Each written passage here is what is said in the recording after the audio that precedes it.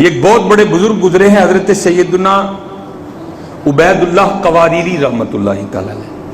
آپ فرماتے ہیں ساری زندگی میں کبھی میری کوئی جماعت نہیں رہی، ہر نماز میں نے جماعت سے ادا کی، بس ایک دن اس طرح ہوا کہ میرے گھر میں مہمان آ گئے اور میں مہمانوں کی خاطر مدارت کر رہا تھا، تو ان کی خاطر مدارت میں لگا رہنے کی وجہ سے میری عشاء کی جماعت رہ گئی۔ کہتے بڑا مجھے دکھ، یار میری شادی جماعت رہ گئی، کی کرا؟ تو عاشق لوگ ہیں نا حضرت، کہتے میں نے عشاء کی نماز 27 بار ادا کی ہے۔ اور آج ہمارا حال کیا ہے؟ میں اکثر دکھ بیان کرتا ہوں کہ احباب آ کے مسئلہ کیا پوچھتے ہیں، حضرت اگر عشاء کی نماز کو شارٹ کر کے پڑھنا ہو تو کیا کیا چھوڑیں گے؟ اور کبھی حضرت یہ وقت بھی گزرا ہے کہ جماعت رہ گئی اور عشاء کی نماز کو 27 بار ادا کیا، حضرت پڑھ کے نہ سو گئی۔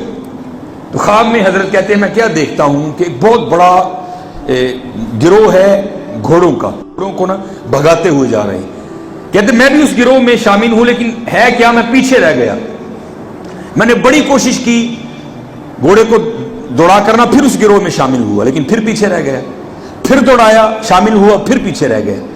تو آپ فرماتے ہیں اس گروہ میں سے نا ایک بزرگ میرے پاس آئے گھوڑے کو آہستہ کر کے نا، اور کہنے لگے عبیداللہ تو محنت نہ کر، تو ساڑے نہ نہیں گھوڑا دوڑا سکتا، تو پیچھے ہی رہنا ہے۔ تو کہتے میں نے عرض کی حضور تہاڈے کل بھی گھوڑا ہے، میرے کل بھی گھوڑا ہے، میں کیوں آپ میں شامل نہیں ہو سکتا؟ تو کہتے ہیں ہم وہ ہیں جنہوں نے عشاء کی نماز جماعت سے پڑھی ہے، تو نے جماعت سے نہیں پڑھی کوئی۔ مطلب یہ ہے پاویں تو 27 بار پڑھ لئی لیکن تجھے جماعت کا ثواب نہیں ملے گا کوئی بھی۔